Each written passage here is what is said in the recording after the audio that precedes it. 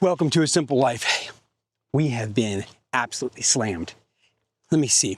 What do we got going? We have Clint up there. We took down and moved an old camper, and we're going to put 2 shipping containers there. One's for storage until I get the greenhouses built because I need to put stuff like fans and stuff like that in there.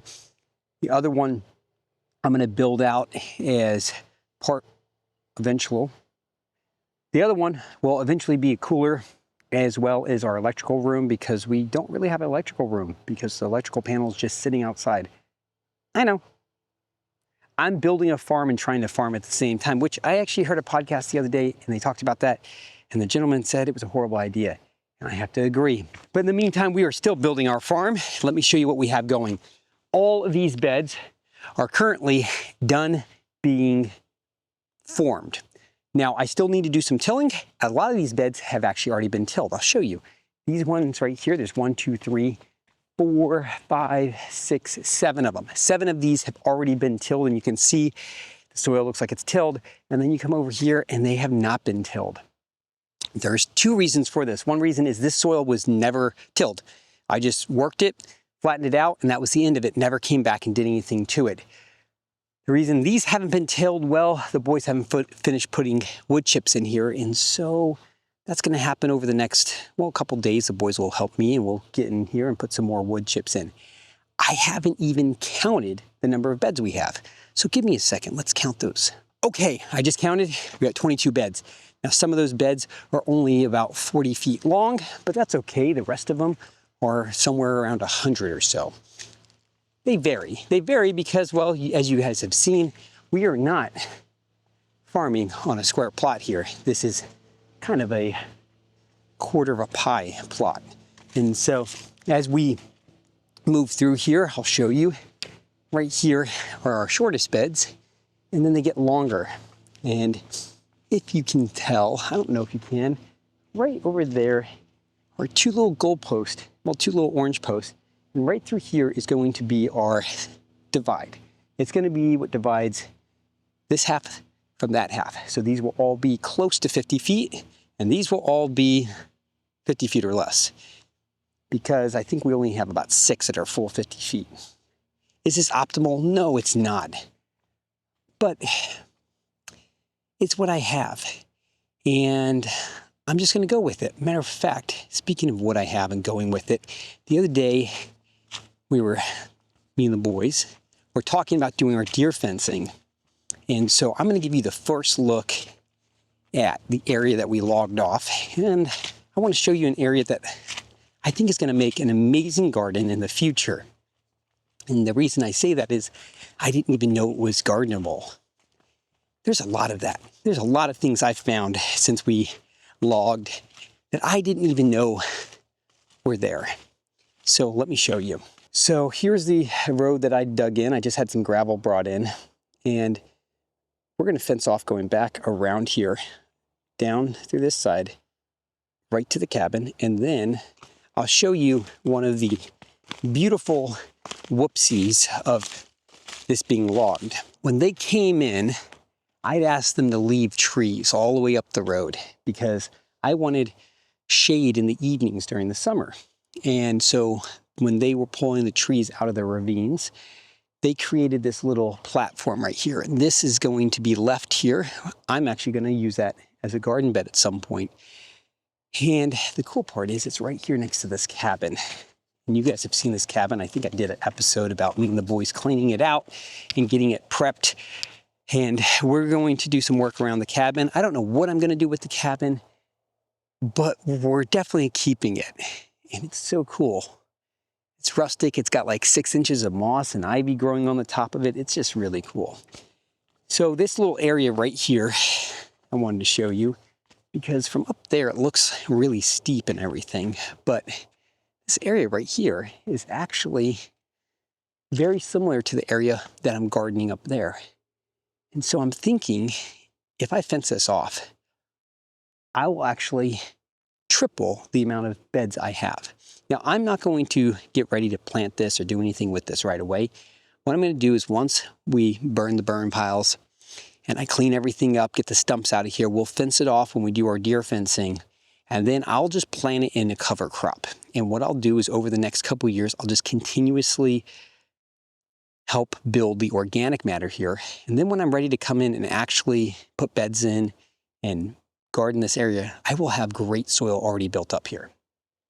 This is kind of the plan that I have for the whole property. As I move through an area and I clean it up, I'm just going to prep it for the future. I'm just going to start building good soil, because the worst thing I can do is have good soil. You know what I'm saying? I mean, like, I'd be a fool not to take the opportunity when I clean an area up to start building more organic matter in the soil, to build up nutrients in the soil. And it's easy to do that by using cover crops. And I use the word cover crop kind of in a loose way. I think some people use it very specifically to mean putting down a crop and then killing it before it goes to seed, and then moving on and planting something else there. I mean it as something to cover the ground, to build organic matter that eventually I may plant there, but I may let it go to seed.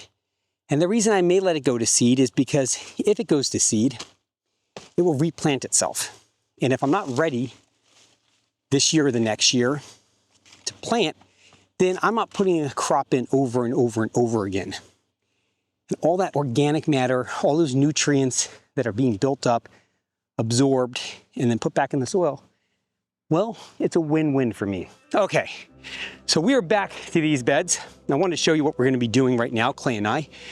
We're going to be setting up our path and then running this little tractor right down the middle of it to till it up. So that way, going forward, we'll know where the walking path is. Part of that is figuring out what the boundary of the beds look like.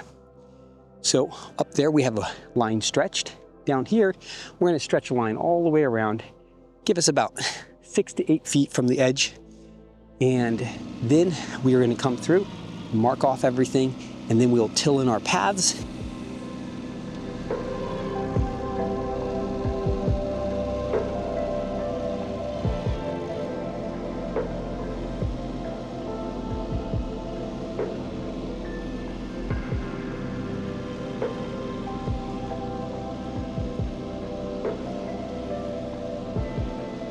I got that idea from Larry. Larry said, you know what you should do?